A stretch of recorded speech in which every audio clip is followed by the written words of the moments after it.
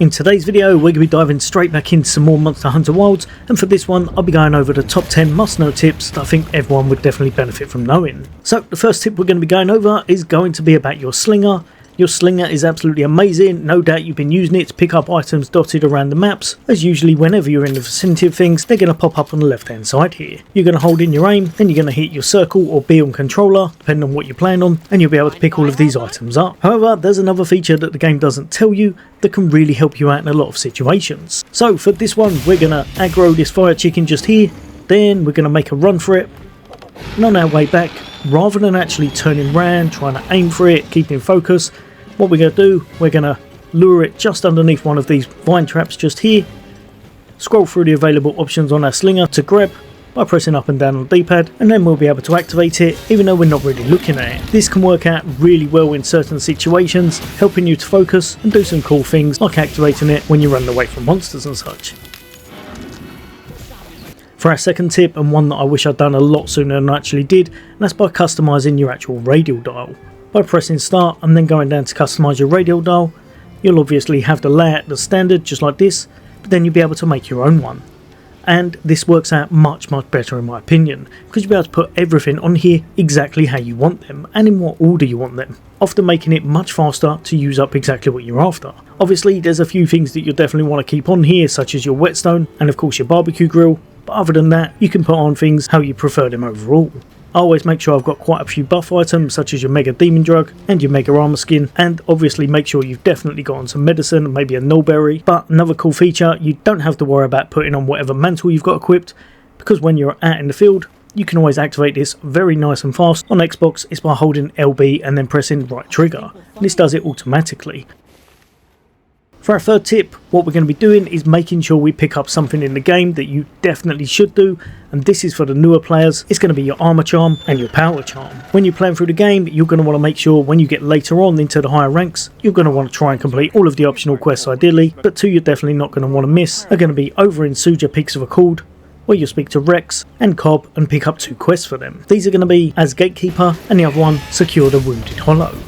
When you complete each of these, you're going to be rewarded with a nice item that you may already have in your patch and not realise, and that's going to be the armorcharm and the powercharm that you're going to want to chuck straight into your patch, because it's going to give you a permanent defense boost as well as a permanent buff to your damage. For our fourth tip, don't forget, with Natar, you're going to want to make sure you complete all of the side quests to get the village material traders up and running. This is going to make your life just a whole bunch easier, as this is the way you're going to farm your kind of resources and auto generate them. But as well as that, once you start purchasing certain things such as this one right here, you're also going to unlock some kind of hidden armor sets. When you do this, you can then go over to Gemma and you'll be able to purchase them as long as you've actually got the resources, and a few of them look absolutely amazing. Also, even though a few of these haven't got the best stats, one that's definitely worth knowing about is going to be your Suja piece right here, as it comes automatically equipped with a tier 3 divine blessing, which can really help out any players to stay alive in all of those hunts. But like I said, even if you're not going to purchase these because you want the actual armor and the skills, they'll also as well be unlocked as your layer armor that you can jump straight back into your tent, customize your character and give them a unique look, such as this one right here where you've got that really cool stag beetle look going on.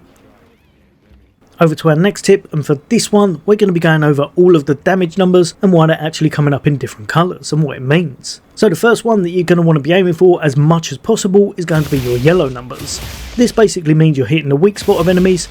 and it's going to do a significant amount of damage because you're hitting them in the right place. The complete opposite to this is going to be the white numbers. With this, you're hitting somewhere that's kind of tougher to get through, or is just classed up as straight up resistant to your damage. Obviously, your builds are going to be affected by your affinity as you see here, which basically means your crit chance. You'll know when you're doing higher damage with your crits because it's going to give you extra 25% on top of your raw damage, and every time you crit, it's going to show up like this, with a red line appearing above the numbers. Complete opposite to this, if you've got negative affinity on your weapon, such as this hammer right here, then when you're hitting your target and it procs that crit, it's going to go negative rather than positive, dealing actually less damage overall. On certain monster types, you're going to want to be wary when they come up with this as well, such as this shielded icon and then a number afterwards, as that means you're hitting protective Val, like you'll see when you're fighting the monster Ufduna. You can either decide to go around this and try and tackle some of its weak points if you can get through with it, but a lot of times you're going to have to break through it going back to your normal damage type. Now for this one, you'll probably see this a lot less often because I think there's only a couple of enemies in the game that actually inflict you with this. If you start seeing these numbers with a blue outline on your screen rather than any of your standard coloured numbers, that pretty much means you've been infected with Dragon Blight. As far as I can tell, there's only 2 enemies currently in the game that do this. That's going to be Arkveld and the Oda Goron. Whenever you are inflicted with this, you're going to see it come up with a symbol like this one just up the top here, and I believe it lasts around 1 minute if you were going to wait it out. However, it reduces your damage massively because all of your elemental attacks are pretty much negated now, and I believe it also does that for statuses as well. Let me know in the comments if I'm wrong about this, but as far as I can tell, I think it's pretty much everything on your weapon. You can cleanse this by using a Nullberry, and if you have tier 3 dragon resistance, you're also immune to this effect. Last colour type for numbers we'll be going over will be any that you see kind of bright orange, can almost look red in some situations. These are going to be whenever you're targeting the wounds on enemies, you're going to be popping them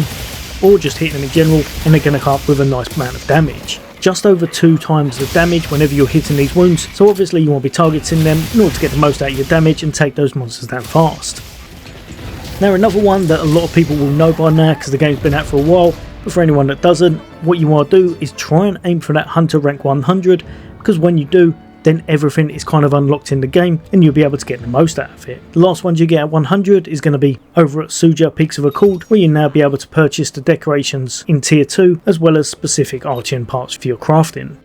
Another thing you want to do in this game, slightly different to some of the other Monster Hunters, the buffs in this tend to persist through almost everything. So always make sure you're grabbing yourself a meal, as without it you can get one shot against the toughest enemies, but with it you've got the health to take that initial hit. Also, you may want to invest in some nice cooking ingredients, and personally I found the best additional ones to use would be your conifer sharp cheese, as this is going to help you to negate a lot of damage, or your airy egg if you want to boost your damage significantly from time to time, or of course the Moxie Meal if you want a little bit more safety in your build.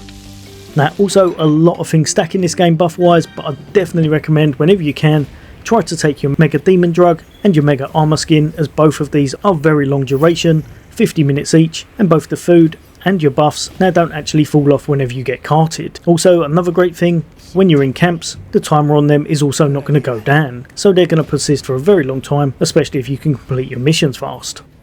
Jumping over to our blacksmith gemmer again, and for this one we're going to be talking a little bit about your armour and how you can put together a build you're after. Now currently I would say a lot of people are going to be using the Gorn Magala set, at least having a 2-piece on it, as that kind of is the strongest set currently in the game, especially for your affinity builds at least, and then you'll be investing in your antivirus in order to get the most from it. When you clear your frenzy you're going to get an additional buff with this set, and overall it just works out the best for damage currently. However, if you're trying to put a build together for yourself, looking for all of the available armour pieces can get a bit tedious and you may struggle with finding exactly what you're after. Say for example you're after Agitator, which is a really nice skill to have on pretty much any build, then you're going to want to filter your options.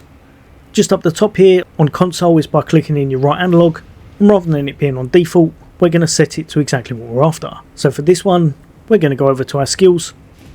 and we're going to look for the Agitator skill. Once we've clicked on it, you're going to back out, and then every single piece of armour that has that actual skill equipped with it is going to be highlighted, allowing you to make your build much faster and purchase the piece of armour that you think has the best equipment skills, as well as making sure they've got some nice decoration slots. Now while we're on the subject of armours, I'm going to go over a couple of cool things that everyone should know about. First one is going to be great for anyone who wants different loadouts. All you have to do is head over to your armour section, change whatever equipment you want stored, and then just hit manage loadouts by pressing whatever button is represented down the bottom here. Now this is a really cool feature, as you can have an absolute abundance of loadouts,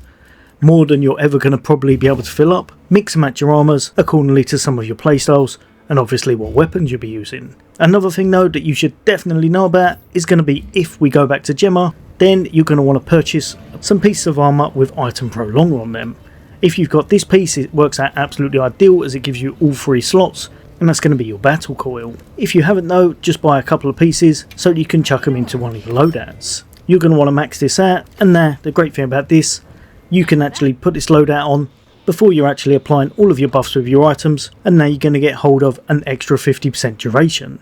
This works out amazing for anyone who wants to stack a lot of buffs at once, attack buffs and defense buffs for all of your items, and then the great thing about this, you don't even have to keep this on. You can go straight back into your tent, chuck on your proper loadout that you want to go out with, then when you go out hunting, 50% duration is still going to be applied. Works out absolutely amazing, and for your hard shell powders and things such as that they're going to last 4.5 minutes instead of that 3-minute marker, which in some cases will be easily enough to last an entire hunt or so. For our last tip, tip number 10, this is going to be all about altering your patch and making it a little bit more efficient. Whenever you're in your patch, don't forget you can click on this button just here, whatever it is on your console or PC, and it's going to allow you to toggle things on or off, dwindling down how many things are in your actual patch. This is going to be very helpful as it will allow you to have less things to scroll through and save you a bit of time when you're out in the field. Then just go through your actual patch, work out exactly what you want on, what you want off, because having too many things in here can be a bit of a nightmare. And even though you'll probably still have quite a few things, it just works out a bit faster and a bit more streamlined overall. If you're trying to grab whole stacks and you want to move them around, then press the button that's shown at the bottom here, and again you can toggle and change things to your exact choosing. Right, that's pretty much the top 10 tips I've got that I think every player should know. Hopefully that's helped a few of you guys and girls out, and there's a few things in here you may not have known of, but as always there'll be a whole bunch more content away from me. For now, take care, I'll see you on the next day.